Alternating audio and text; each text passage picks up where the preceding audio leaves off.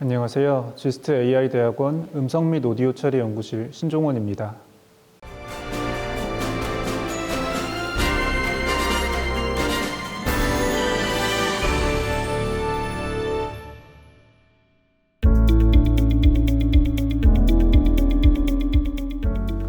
사실 어딜 가도 열정적인 교수님들과 좋은 연구 환경이 있을 것 같긴 한데요. 지스트도 물론 훌륭한 교수님들이 열정적으로 연구를 하고 계시고 과제를 하지 않아도 등록금이나 생활비 등이 지원되기 때문에 보다 연구에 몰입할 수 있는 면은 있을 것 같습니다. 물론 자기에게 잘 맞는 지도교수를 찾는 것이 가장 중요하겠지요.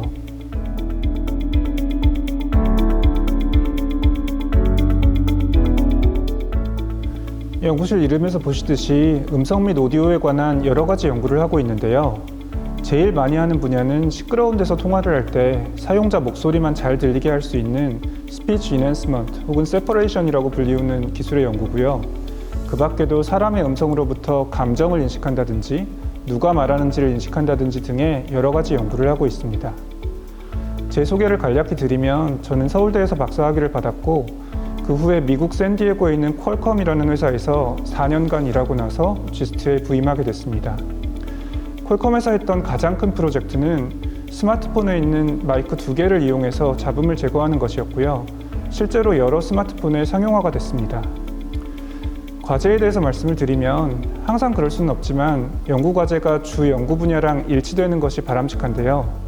지금 수행하고 있는 가장 큰 연구 과제로는 연구재단의 중견 연구 과제로 무선 이어버즈의 다중 마이크로폰을 활용한 음질 개선 연구라는 과제가 있습니다. 스마트폰이나 AI 스피커도 계속 연구해 왔고 중요한 어플리케이션이긴 한데 이어버즈, 그러니까 에어팟이나 갤럭시 버즈 같은 무선 이어버즈의 경우에는 시장이 새로 생겼고 시장이 급속도로 커져가는 상황인데 연구는 비교적 많이 이루어지지 않았습니다. 특히 에어팟이나 갤럭시 버즈 같은 무선 이어버즈들은 배터리가 교환이 안 되기 때문에 계산량이 너무 많은 기법들은 쓸 수가 없고 전화를 핸드셋 모드로 사용하는 것에 비해서, 그러니까 이렇게 들고 통화하는 것에 비해서 입하고 마이크의 거리가 상대적으로 멉니다. 입하고 마이크의 거리가 멀다는 건 결국 신호대 잡음비가 낮다는 것이고요. 에어팟이 이렇게 콩나물처럼 꼬리가 길게 생긴 게 사실은 그런 데에 이유가 있습니다. 그리고 갤럭시 버즈 시리즈나 에어팟 시리즈나 이어버즈 안쪽, 그러니까 귀에 닿는 쪽에 마이크나 가속도 센서 같은 센서가 있어요. 그래서 굉장히 새롭고 흥미로운 연구 주제라고 생각합니다. 그리고 그 밖에 음성으로부터 감정을 인식하는 기술에 대한 과제도 있는데요. 말소리로부터 이게 말하는 사람이 행복한 거냐, 슬픈 거냐, 화가 난 거냐, 별 감정 없이 말하는 거냐 이런 걸 분류하는 건데요. 이게 사실 되게 잘 안 돼요. 사람마다 감정을 어떻게 표현하는지가 굉장히 다르잖아요. 그러니까 그게 개인차도 있고 성별에 따른 차이도 있고 언어나 문화권에 따른 차이도 있고요. 심지어 분노 같은 경우에는 되게 차갑게 화를 내는 사람도 있고 되게 불같이 화를 내는 사람도 있죠. 그래서 트레이닝 데이터에 테스트에 쓸 사람이 포함된 경우랑 안 된 경우가 성능 차이가 심하게 납니다. 게다가 감정인식의 경우에는 데이터를 대량으로 모을 수가 없다는 특징도 있어요. 이게 연기가 아닌 자연스러운 감정 섞인 음성을 수집하는 게 쉬운 일이 아니잖아요. 그리고 그 밖에 오디오 코덱 관련된 과제도 있는데요. 코덱이라는 거는 통신 관점에서 얘기할 수도 있고 압축 관점에서도 얘기할 수도 있는데 아무튼 데이터 양을 줄이는 거죠. 줄이다 보면은 음질이 좀 손상이 되게 되고 그 손상된 음질을 복구하는 과제입니다. 그리고 또 화자 인식, 그러니까 누가 말했는지를 알아맞추는 과제도 있고요. 음원 분리, 그러니까 여러 명이 함께 말한 거에서 각각의 목소리를 나눠주는 기술에 대한 과제도 있고요. 그 밖에도 이런저런 과제들을 수행하고 있습니다.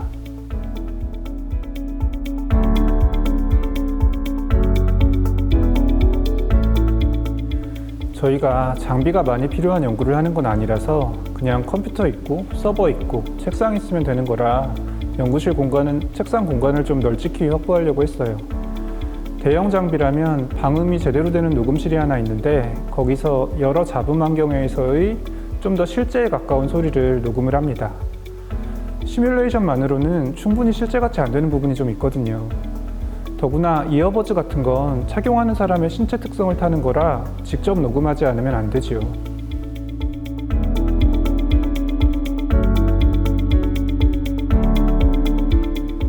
최근 몇 년간은 취업 시장은 정말 좋았어요. AI 스피커나 스마트폰, 차량의 AI 비서들을 대부분의 회사에서 따로따로 개발을 했었고, 또 기본적으로 음성 전공인 교수 수가 그렇게 많지가 않아요. 그래서 굉장히 좋았었는데, 앞으로도 음성 전공인 교수의 수가 그렇게 많이 늘어날 것 같지는 않고, 음성을 이용한 기술들이 현재처럼 수익을 내는 데 기여할 수 있는 한 취업 시장은 좋을 것 같습니다. 연구 내적으로 보면 딥러닝의 발전으로 진입 장벽이 낮아진 측면이 분명히 존재하고요. 그리고 어떤 분야는 성능이 너무 좋아져서 연구할 가치가 없어진 부분도 존재합니다. 그러니까 데이터가 너무 많고 그리고 잘 정의된 분류 문제인 근거리 음성 인식이 그런 경우가 되고요. 또 데이터가 많이 필요한 경우에 그 학교보다는 글로벌 대기업이 더 유리한 측면도 있고요.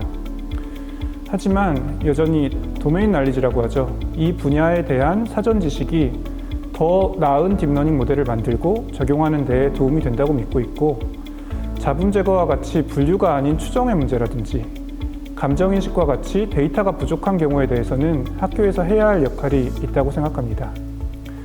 물론 계산량이나 배터리 수명, 메모리, 딜레이 등에서 제약이 있는 분야에서는 딥러닝이 아닌 연구에 대한 것도 계속 해나갈 예정이고요.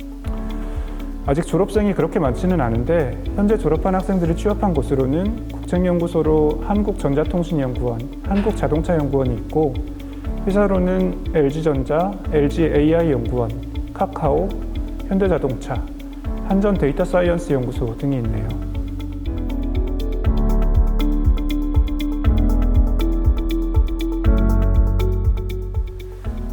앞의 질문들이랑도 다 연결되는 얘기인 것 같은데요.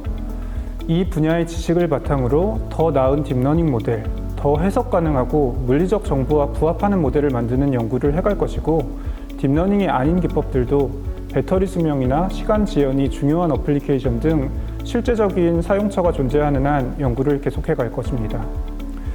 아까 과제 얘기하면서 말씀드린 무선 이어버즈, 그러니까 에어팟이나 갤럭시 버즈 같은 것들이 배터리 수명과 계산량에 제약이 있는 대표적인 예가 될 수 있을 것 같고요. 무선 이어버즈나 사운드바 등은 기기의 모양이나 센서의 위치 자체가 기존에 주로 생각하던 스마트폰, 스마트패드, AI 스피커 등과는 다르기 때문에 재미있는 연구거리가 될 것이라고 봅니다. 일단은 원래 제일 잘하던 분야인 음성 검출, 잡음 제거, 음원 분리 이런 쪽을 중심으로 연구를 해 나갈 것이긴 하지만, 감정인식이나 화자인식 등의 연구를 새로 시작했던 것처럼 음성 및 오디오 처리에 대한 다른 분야로도 분야를 넓혀갈 의향이 있습니다.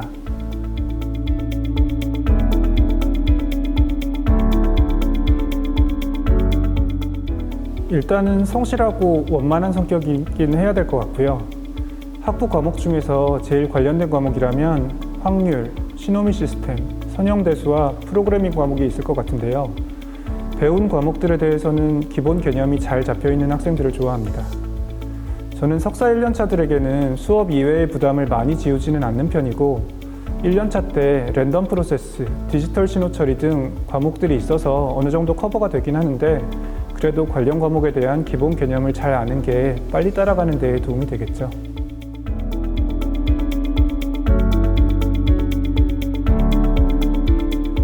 사실 연구에도 유행이라는 게 있는데, 현재 AI 열풍은 기술적인 측면에서는 금방 지나가지는 않을 것으로 보입니다. 그런데 딥러닝 관련 툴들이 요즘 워낙 잘 돼 있어서 수학적인 이해가 깊지 않아도 이미 나와 있는 딥러닝 모델들을 활용하는 것이 가능합니다. 이건 대학원에 진학하려는 학생들 입장에서는 좋은 소식은 아닌데요. 코딩을 잘하는 학부만 나온 학생들과 대비해서 강점을 만들려면 역시 내가 다루는 모델에 대해서 이해하는 것이 필요할 것 같고요.